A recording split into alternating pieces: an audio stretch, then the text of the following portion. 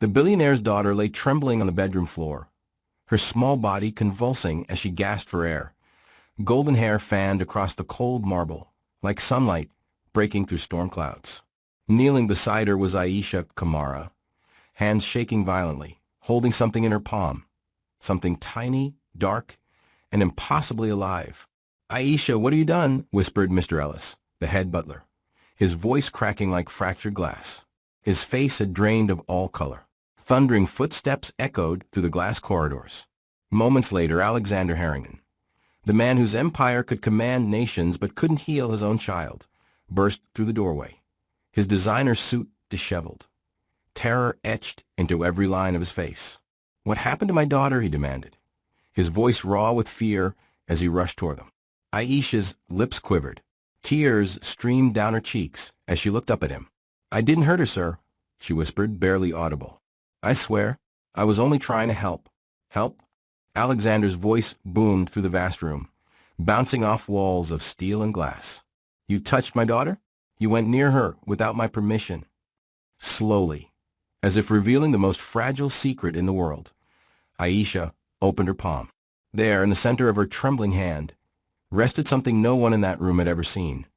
Something strange, dark, and glistening wetly under the chandelier light. It moved. Every person in the room took an instinctive step backward. The air thickened. Silence pressed down like a physical weight. Even breath seemed forbidden. And then a soft sound shattered everything. "Aisha."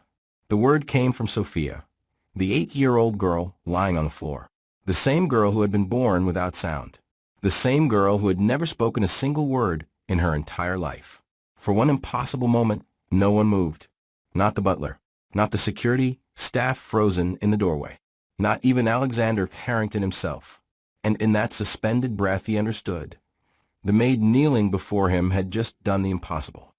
Dear viewers, this is a story about love that cannot be bought, faith that defies science, and the kind of miracle that happens when we least expect it, from the people we overlook.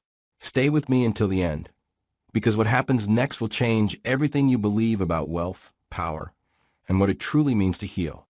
The Harrington estate stood like a monument to human achievement at the edge of Palo Alto, where Silicon Valley's brightest minds turned ideas into empires. But this house, this palace of glass and steel and impossible architecture, was a place where even silence had its own echo. Every surface gleamed with perfection. Every angle had been calculated. The automated systems hummed so quietly you could almost forget they were there. And yet, despite all its brilliance, something essential was missing. The house was enormous, but it carried a hollowness that no amount of money could fill. Servants moved through the corridors like shadows, their footsteps muffled by plush carpeting, their voices kept to whispers. They had learned quickly. Mr. Harrington preferred things quiet, controlled, predictable. They said he liked it that way, but the truth was different. The truth was that Alexander Harrington had built a world of silence because he couldn't bear to hear the sound his daughter would never make. Alexander was a man who lived by logic and precision. His mornings began at 5:30 with espresso and market reports. His evenings ended with board meetings that stretched past midnight. He had built empires from algorithms, revolutionized industries with artificial intelligence, and funded medical research that would change millions of lives. But he couldn't fix the one problem that haunted him every single day: his daughter's silence. Sophia had been born deaf and mute. For 8 years, Alexander had done everything a father with unlimited resources could do. He'd flown specialists from London, Tokyo, and Geneva. He'd funded entire departments at Mayo Clinic. He'd commissioned experimental therapies that existed only in research papers. Nothing had changed. The house remained quiet, not from peace, but from pain. His empire could simulate sound with perfect clarity, could create AI that understood 1,000 languages, could build machines that heard frequencies no human ear could detect, but it couldn't give his daughter a voice.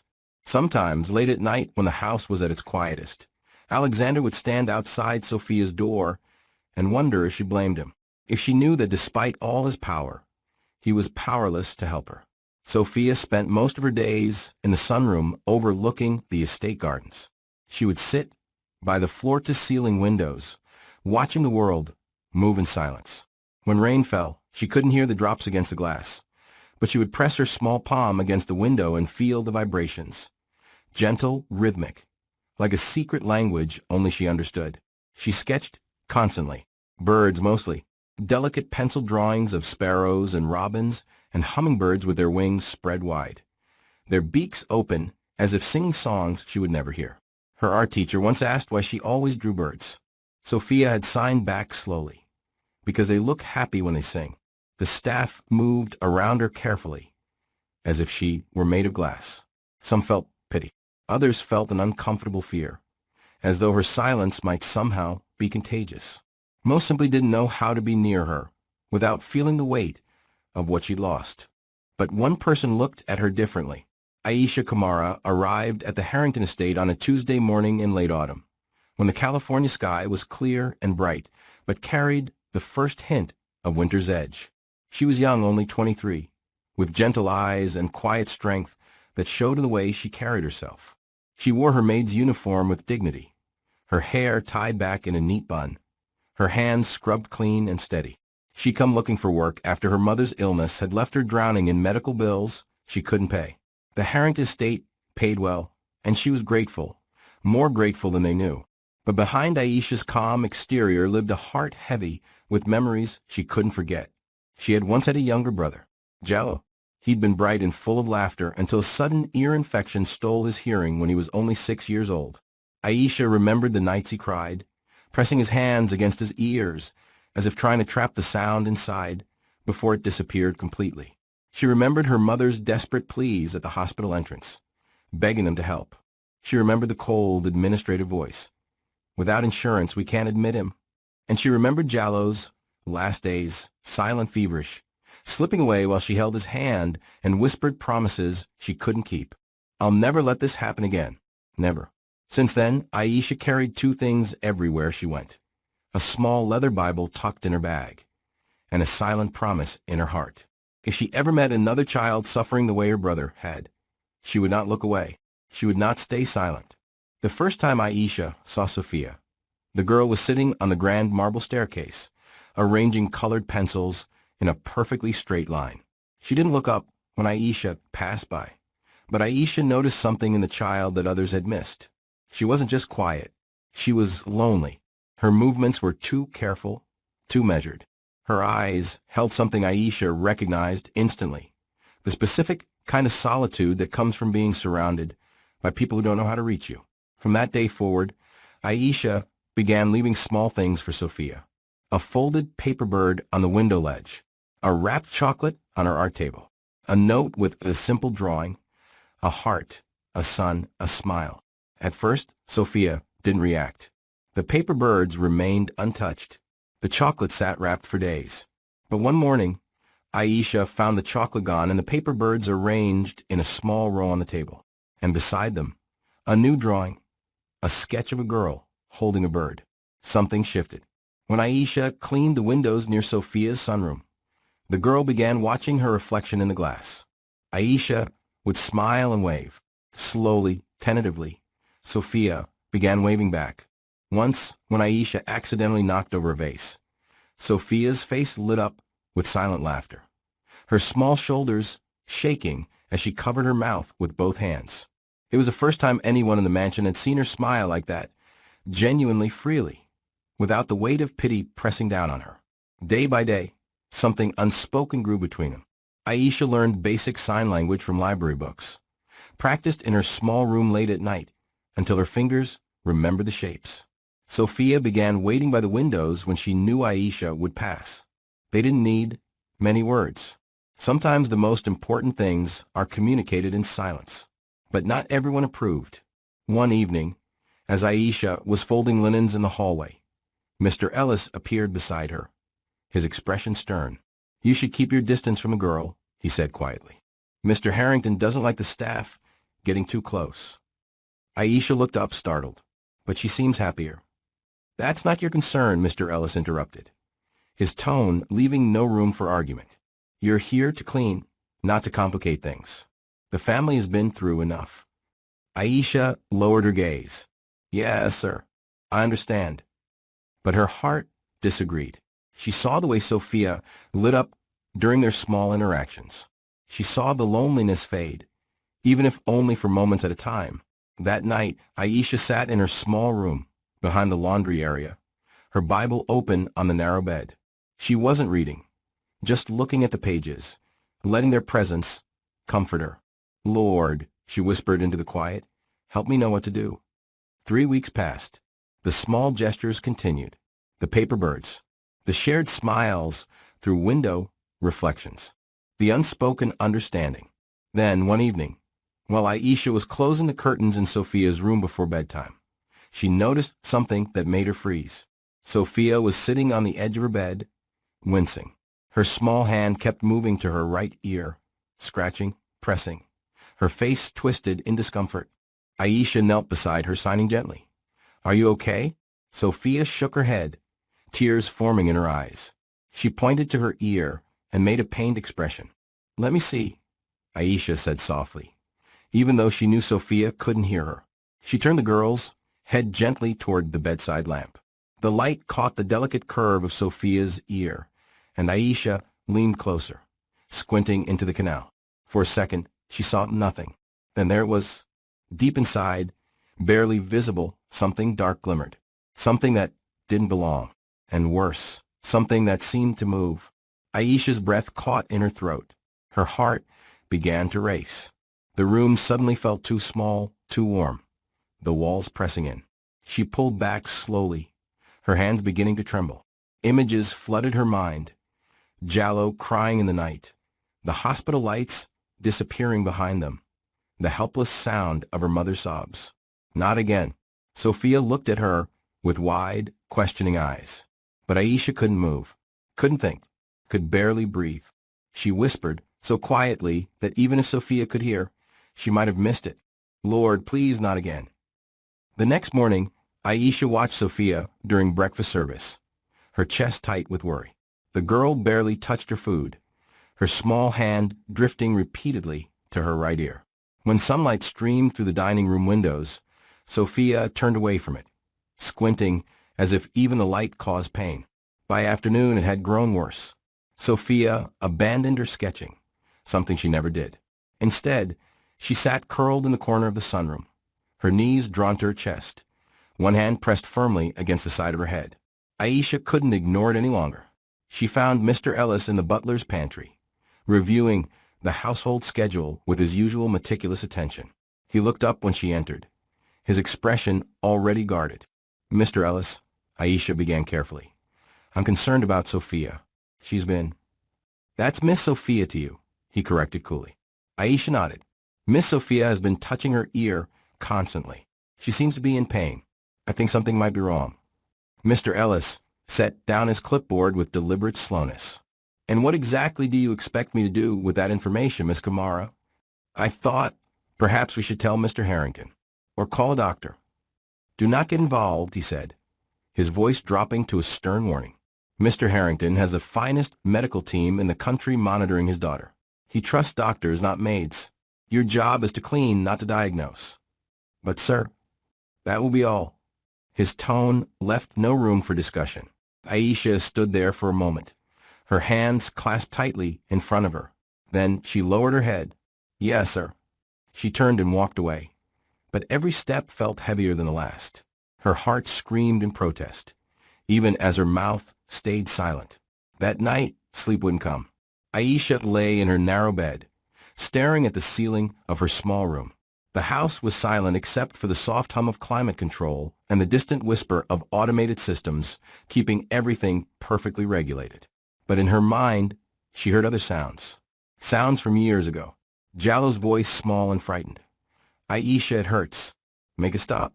Her mother's desperate pleas at the hospital entrance. Please, he's just a child. Please help him.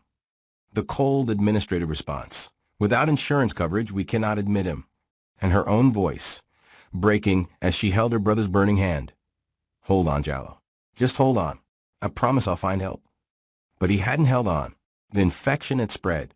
And 3 days later, Jallo died in their cramped apartment, while Aisha whispered prayers she feared God wouldn't hear. She had sworn over his small grave that she would never stand by helpless again, never watch another child suffer when she had the power to act. Aisha sat up suddenly, her breath coming fast. She couldn't do this again. She couldn't watch Sophia suffer, just because protocol said she should stay in her place. She slipped out of bed, pulled on her uniform over her nightgown, and stepped barefoot into the hallway. The mansion at night felt different, vast and hollow, like walking through a sleeping giant.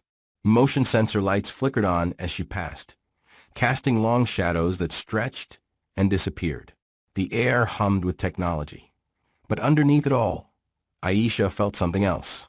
A whisper that wasn't quite sound. Faith. She stopped outside Sophia's door. It was slightly ajar, and through the gap, she could see the soft glow of a nightlight. Aisha pushed the door open gently. Sophia was awake, sitting upright in bed, her small body trembling. Tears streamed silently down her face as both hands clutched at her head. Her mouth was open in what should have been a cry, but no sound came out, just the awful, silent agony of a child in pain. Aisha's heart shattered. "Oh, sweetheart," she whispered, rushing to the bedside. Sophia's eyes found hers, desperate, pleading, terrified. Aisha knelt and signed quickly. "I'm here. I'll help." She turned Sophia's head gently toward the lamp, her hands shaking. In the light, she could see it clearly now. The dark shape lodged deep in the ear canal, larger than before, pulsing as if it had a heartbeat of its own. Her stomach turned. What was that? Aisha reached into her pocket and pulled out the small silver hairpin she used to fasten her uniform collar. Her hands trembled so violently she could barely hold it steady. "Lord," she whispered, closing her eyes for just a moment. "Guide my hands. Please. I can't lose another child." Sophia watched her with wide, trusting eyes. Aisha steadied her breathing. Then, with agonizing care, she angled the hairpin into the ear canal. The metal caught the light as it moved deeper. Deeper. There. She felt it. The tip of the pin touched something soft and slick. The dark shape shifted, trying to burrow further inward. But Aisha hooked it carefully, barely breathing. "Stay still, sweetheart." "Almost there." She pulled. Slowly. Gently. The resistance was sickening. The thing seemed alive, clinging to the canal walls. Sophia whimpered silently, fresh tears spilling down her cheeks. But she didn't move. And then suddenly it released. Something wet and glistening slid out onto Aisha's palm. It was black, roughly the size of a marble, with a texture like oiled leather. And it moved not much, just a faint, horrible twitch. Aisha stared at it, revulsion and disbelief warring in her chest. What kind of creature? A gasp cut through her thoughts. She looked up sharply. Sophia's mouth was open, her chest heaving. Her eyes were wide with shock, her hands flying to her ears as if she'd been struck. And then impossibly a sound emerged, barely a whisper, hoarse and broken and absolutely real. "Aisha." The hairpin slipped from Aisha's fingers, clattering against the floor. Her vision blurred with tears. Her whole body began to shake. "Oh my God," she breathed. "Oh my God, you spoke? You can hear me." Sophia's face twisted in confusion and wonder and fear all at once. She clapped her hands over her ears, overwhelmed by the sudden invasion of sound. The hum of the air conditioning, the distant tick of a clock, the rustle of bedsheets. It's okay," Aisha whispered, reaching for her. "You're hearing for the first time. It's going to be." The door swung open. Aisha's heart stopped. Alexander Harrington stood in the doorway, frozen in his expensive silk pajamas, his face a mask of shock and confusion. His eyes moved from Aisha kneeling on the floor to his daughter clutching her ears, to the strange black object in Aisha's palm. For 3 seconds, no one moved. Then his expression changed. Shock hardened into something darker. His voice came out low and dangerous. "What have you done to my child?" Aisha scrambled to her feet, the creature falling from her palm onto the carpet. "Mr. Harrington, please, I can explain." "What did you do?" His voice exploded through the room like thunder. And Sophia, sweet, silent Sophia, who had never heard a sound in her entire life, heard her father's rage for the very first time. She screamed. It was raw and piercing and utterly terrified. the sound of a child who had just discovered that the world could hurt in ways she'd never imagined. The sound shattered the silence of the Harrington estate like glass, and nothing would ever be the same again. Sophia's scream brought the entire house to life. Within seconds, footsteps thundered through the corridors. Security guards burst through the door, their faces sharp with alarm. Mr. Ellis appeared behind them, his usual composure shattered. "Sir, what's happening?" one guard demanded. Alexander's hand shot out, pointing at Aisha. "Restrain her." "Now." "No, please, Mr. Harrington." Aisha backed against the wall as two guards closed in on her. "I didn't hurt her. I was trying to help." "You had no right." Alexander's voice cracked. "No right to touch my daughter." Strong hands gripped Aisha's arms, pulling them behind her back. She struggled, not to escape, but to turn back toward Sophia. "Please, just listen to me." There was something in her ear, something that shouldn't have been there. "Take her to the security office," Alexander ordered coldly. "Don't let her leave." As the guards dragged her toward the door, Sophia's voice cut through the chaos. Weak, hoarse, but unmistakably real. "No, Aisha." Everyone froze. Alexander's face went white. He turned slowly toward his daughter, his lips parting in shock. Sophia was standing now, tears streaming down her face, one small hand reaching desperately toward Aisha. "Don't take her," Sophia whispered, the words trembling and uncertain, as if her mouth was still learning how to form them. "She helped me." For a moment, Alexander couldn't move, couldn't breathe. His daughter had just spoken. After 8 years of silence, she had spoken. But fear won over wonder. "Get her out of here," he said quietly, not meeting Aisha's eyes. "Now, Mr. Harrington, please." Aisha's voice broke as they pulled her through the doorway. The last thing she saw was Sophia collapsing onto her bed, sobbing into her hands. Then the door slammed shut. The emergency lights of the ambulance painted the Harrington estate in flashes of red and white. Paramedics rushed Sophia onto a stretcher, checking her vitals, speaking in calm, professional tones. Alexander climbed into the ambulance beside her, his hand hovering over hers, but not quite touching, as if afraid she might break. Sophia kept turning her head, searching. "Aisha," she whispered. "Where?" "Aisha." "Shoo," Alexander said softly, his voice strained. "We're going to the hospital. You're going to be fine." But he didn't sound convinced. Lucille Packard Children's Hospital at Stanford was all white walls and fluorescent lights, and the steady beep of machines monitoring the impossible. Sophia lay on an examination table surrounded by specialists, audiologists, neurologists, pediatric surgeons.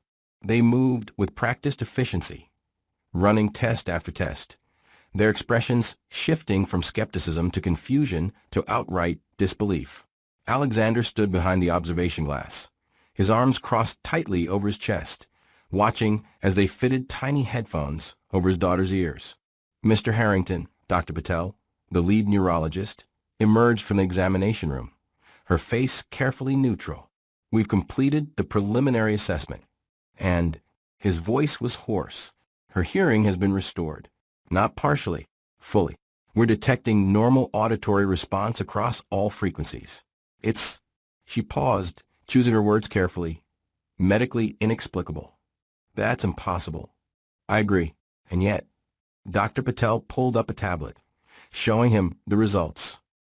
3 months ago, her last examination showed complete bilateral sensorineural hearing loss, irreversible damage to the cochlear structures.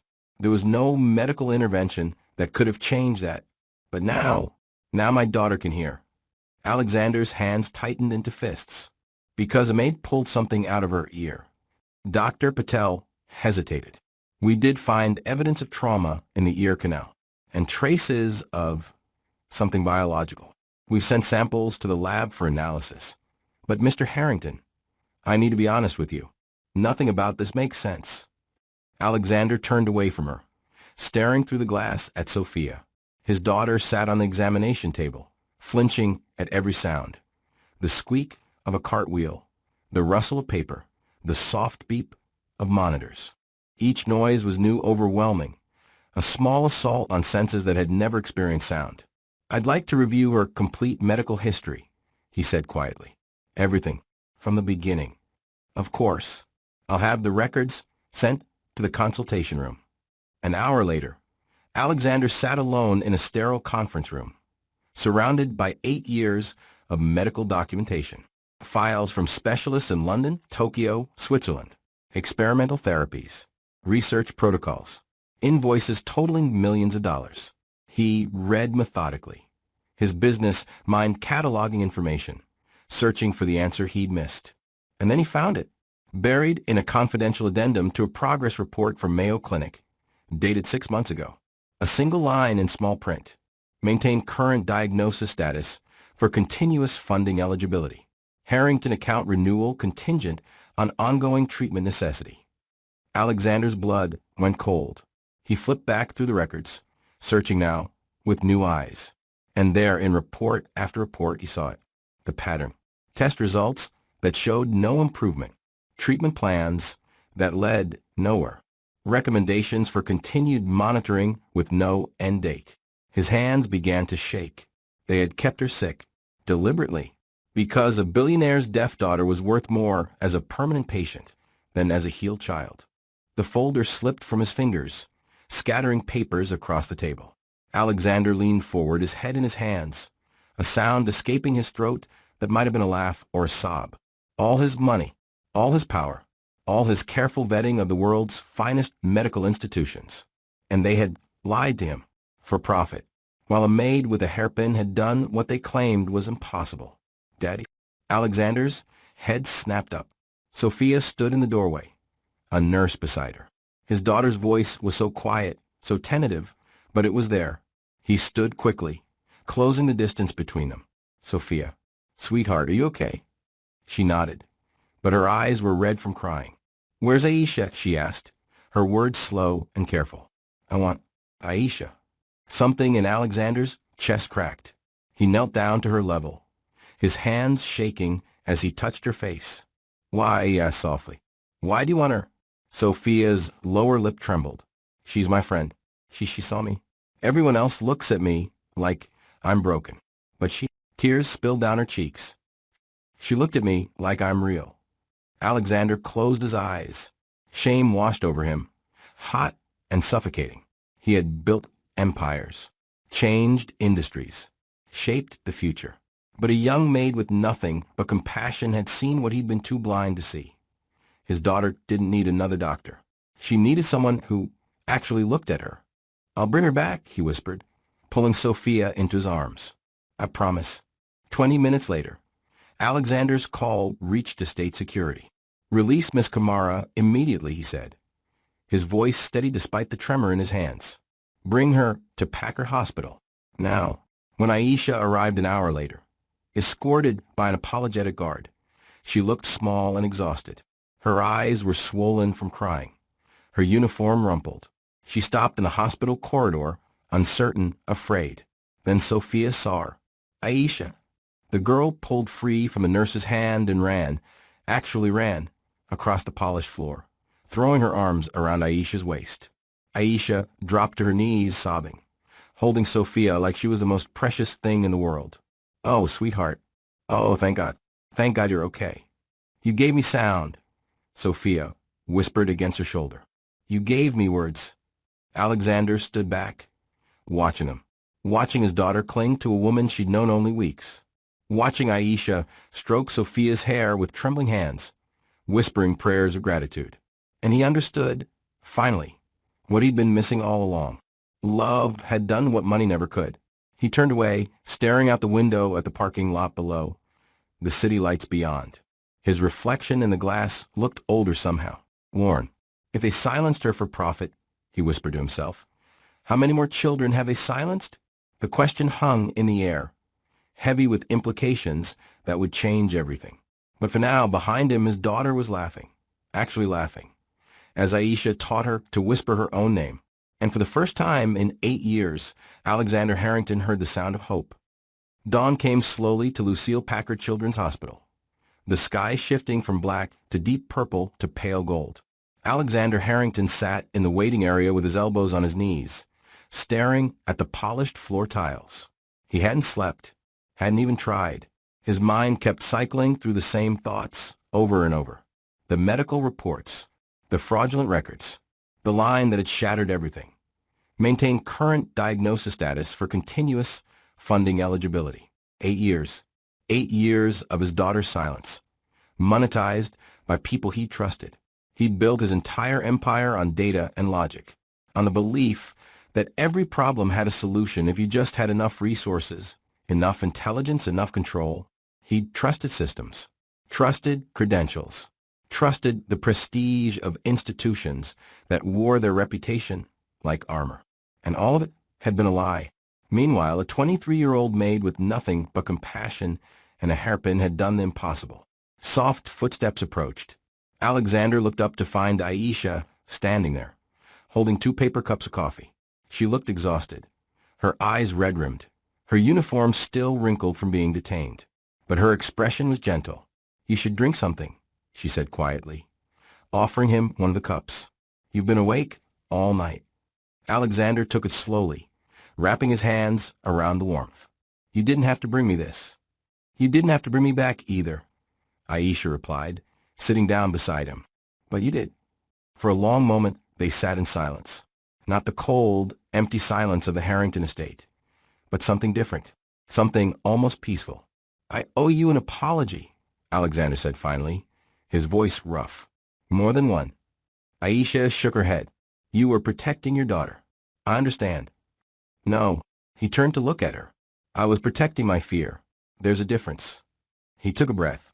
"I spent 8 years building systems to solve my daughter's condition. AI algorithms, predictive models. I funded research that could analyze 1,000,000 data points per second. I built machines that could listen better than any human being." His voice cracked. "But I never actually listened to her. Not the way you did." Aisha's eyes softened. "You love her. That's what matters. Love isn't enough if you can't see what's right in front of you." Alexander's hands tightened around the coffee cup. "You saw her pain. You saw what everyone else missed, including me. Because you didn't just look at her as a problem to solve.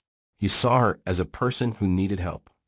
"My brother taught me that," Aisha said softly. "Jallo. He showed me that sometimes the most important thing isn't having the right answers. It's just being willing to act when someone needs you." Alexander studied her face. This young woman who'd lost everything and still found the courage to care. He would be proud of you. Tears welled in Aisha's eyes. "I hope so." They sat together as the sun rose higher.